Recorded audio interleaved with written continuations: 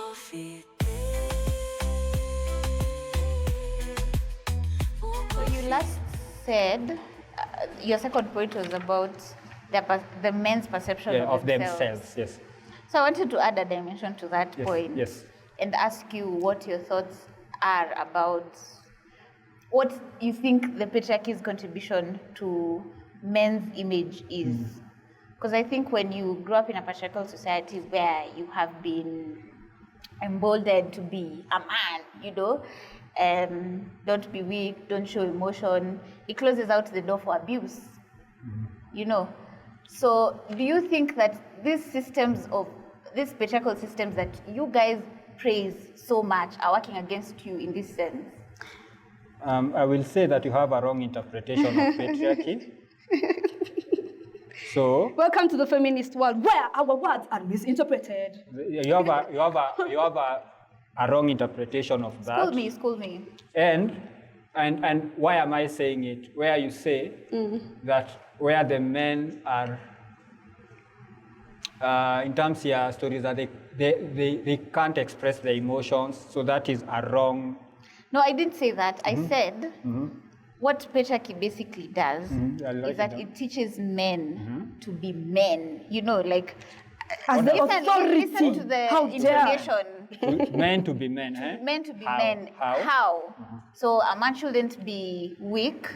Because they are the authority of the house. Because apparently, weakness is defined as for the society looks up to you. I want to ask a and question. naturally, let me finish. Ndio nataka nielewe your sentence. Hivyo unakuanga pia alafu unasema na derail weak. conversation. I want us to go step by step. Yes, I can give a very basic example. What do you mean by weak? Yes, I can give a very basic example. When I was growing up, and I would cry. I'm the firstborn, and the person that follows me, hapa tu mgongoni, is a brother. Yes. So me being the firstborn, I would cry, and it wouldn't be a problem to anyone in the household. Yes. But if my brother, who was younger than me, cried, it would be a problem. It would strike a chord with my dad, who would say, "Wavulana waliangi," And that is a societal norm that has been perpetuated from time immemorial, and it is a patriarchal concept. That is not from women. Okay, just because it will rub the shoulder of your father when you cry. It won't rub the shoulder of your mom. So why did he say he should not? Did he say why? I can't remember, but I can remember my brother being told, but you didn't boys know don't why. cry. Ngoja sina tunamaliza. So umesema you don't remember. So can I give you context why? Let me finish and then you can continue. So boys shouldn't cry. So my point is the patriarchal whatever that have been passed down to boys from generation to generation are probably the things that are closing the door of actually you can be a victim of abuse. And actually you can report about it without any fear of stigmatization or anything like that. But that is not what happens to men. I actually have a friend who was sexually abused and he was unable to report it because his immediate best friends laughed at him. Who are boys? Are they boys or men? They're Language men. matters. They are men. Or men. Who are We're men? talking about people assigned males at birth. No, people who are male. On the assigned male, Leo. Miss me with that one. No, the conversation is about men and women. So these are men. Wewe umesema When boys. we're talking about... No, juu nilikuwa si nimeuliza. Hata who are boys? Mimi ndo nimeleta mambo ya sema men. Nikauliza who are men akasema who are men. We are talking about... You get very triggered when you call We're boys. talking about the males and the females. And the females, Let's yes. get it straight. The age notwithstanding, because a lot of conditioning happens when it starts when you're very young. Yes. When And you're it a grows boy. into Manhood and whatever. And they don't so we are not change, excluding anyone in the equation. You understand? Yeah. So when this person was telling me, actually, a certain thing happened to me, and I just felt like I couldn't come out to anyone and report because of 1, 2, 3. I in fact told my friends, and then this was their reaction. And then suddenly they are cocooned and they feel like, okay, yeah, I think as a man, this actually shouldn't happen to me. And this is like unheard of. So I'm asking you, do you think that how men have been conditioned over their lifetimes informs some of the number of reported cases about abuse we have of men? Yes. And even just the victimhood. Yes. No one wants to be a victim if you're a man. Yes. So do you think it informs that? Yes. It was as simple as that. It's very simple. I have something connected. Oh, okay.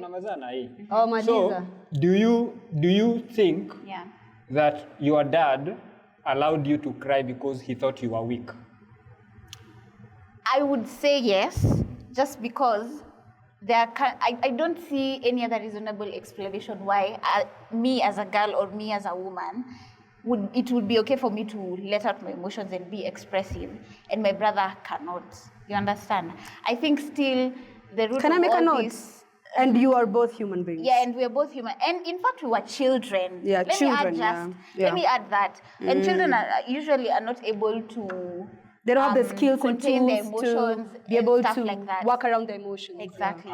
So I So think they're supposed to be guided by parents to see how to go around these emotions without having them be it's natural to where they need to be given the skills and tools to go around that emotion. Sindio? Yeah. So that is why I'm saying I would agree if someone told me, actually, I think your dad thought because you're a girl, you are weaker and it's okay. Girls cry. You see the way I answered my and I think that is a very negative. Watch I explain. Nana ji express. But just nataka as in because we also want to take the conversation. Already just give me that last point, then come back with another question, just to build up on your conversation, your weakness. Yeah, so my point generally is the fact that I think the society has different perceptions of what a woman should be and what a man should be. And in this case, in this instance of abuse, I think it is working against men when we don't give men the space to be as expressive as they would like to be, or as much as human beings can be, just because they are men. Okay. You understand? I get. Yes. So now,